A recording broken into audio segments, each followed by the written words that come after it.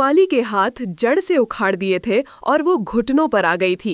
उसके हाथों से लगातार खून निकल रहा था। रूपाली के आसपास कोई नहीं था।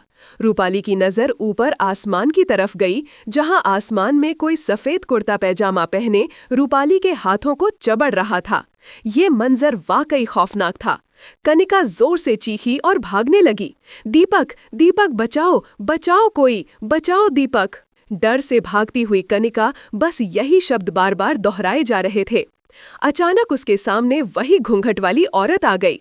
अचानक से उसे अपने सामने देख कनिका डर गई और पीछे गिर गई। वो औरत कनिका की तरफ बढ़ रही थी। कनिका धीरे धीरे पीछे खिसक रही थी। कनिका धीरे से उठी। हवा के झोंके से उस औरत का घूंघट उड़ गया। एक बार फिर कनिका के सामने वही खौफनाक चेहरा था। कनिका घबरा रही थी। उस औरत ने कनिका की तरफ डरावनी हुंकार भरी और फिर अपने हाथ से कनिका के पेट पर वार करने की कोशिश की, मगर दीपक ने वो हाथ बीच में ही पकड़ लिया। अचानक से दीपक को यहाँ देखकर वो साया भी हैरान था और वो साया गायब हो गया। कनिका अभी भी शोक में खड़ी थी और चारों तरफ उस साये को देखने की कोशिश कर रही थी, मगर उसे कुछ नहीं दिख रहा था। तुम कहाँ चले गए थे दीपक? ये क्या हो रहा है यहाँ पर? मुझे बहुत डर लग रहा है, जल्दी यहाँ से चलो। डरे हुए शब्दों के साथ कनिका ने कहा। रिलैक्स कनिका, रिलैक्स, घबराओ मत, हमें कुछ नहीं होगा। इतना कहकर दीपक ने कनिका को गले लगाया। अचानक से दीपक का चेहरा धीर हो गया। रूपाली कहाँ है कनिका? दीपक ने धीर भाव से अलग होकर पूछा और ये सुनकर कनिका सुबक सुबक कर रोने लगी। दीपक कनिका के रोने का कारण समझ गया और दीपक को भी बहुत दुख हुआ।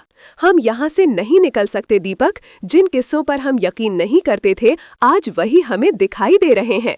इस गांव के बारे में जितनी कहानियां थीं, वो सब सच है, रोते हुए कनिका बताने लगी। पर हम यहाँ से निकलेंगे कनिका। क्या तुमने गौर किया? अगर हम उसका सामना करने की कोशिश करते हैं तो वो गायब हो जाती है। यही एक राज है यहाँ से निकलने का। याद है उस चौकीदार ने क्या कहा था? अगर मर्द के बच्चे हो तो डर कर भागना मत।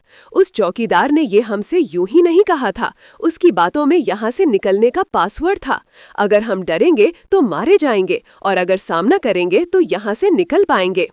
कनिका दीपक की बात को अच्छे से समझ रही थी। दीपक को वहां एक तरफ पानी की बोतल पड़ी हुई दिखाई दी। रुद्र और आकाश कहाँ है दीपक? कनिका ने पूछा। कनिका के सवाल पर दीपक ने अपना मुंह लटका लिया और बस कनिका समझ गई और वो बहुत मायूस हुई।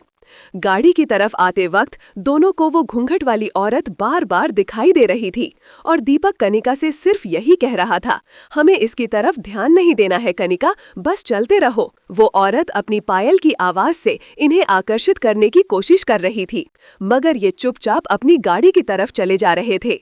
इन्हें वो आदमी भी दिखाई दे रहा था जिसने इनके दोस्तों की बॉडी को खाया था। ये दोनों अपनी गाड़ी के पास पहुंचे, गाड़ी में पानी डाला और गाड़ी को स्टार्ट कर ये यहाँ से जाने लगे। बहुत बार वो घूंघट वाली औरत इनकी गाड़ी के आगे भी आ रही थी, मगर बिना रुके दीपक गाड़ी चला रहा था। वो बार बार गायब हो जाती थी। अब इस गांव के अंदर की सीमा से दोनों बाहर आ चुके थे। पहली बार कोई इस खंडर से रात के समय वापस जिंदा बचकर गया। दीपक और कनिका यहाँ से बचकर तो निकल चुके थे, मगर अपनी जिद के कारण इन्हें बहुत बड़ी कीमत चुकानी पड़ी। इन्हें अपने दोस्तों को होना पड़ा। इस कहानी को फिलहाल यहीं बंद करते हैं, मगर इसे गहराई तक लेकर जाएंगे कभी फुर्सत में। आखिर ये घूंघट वाली औरत कौन है और इसके साथ ये आदमी कौन था? क्या है इस गांव की कहानी? कैसे पूरा गांव खंडहर बन गया? इन सारे सवालों के जवाब देने के लिए हम आपसे जल्दी मिलेंगे। ये कहानी अच्छी लगी हो तो हमारे चैनल को सब्सक्राइब, लाइक और शेयर जरूर करें। Thank you.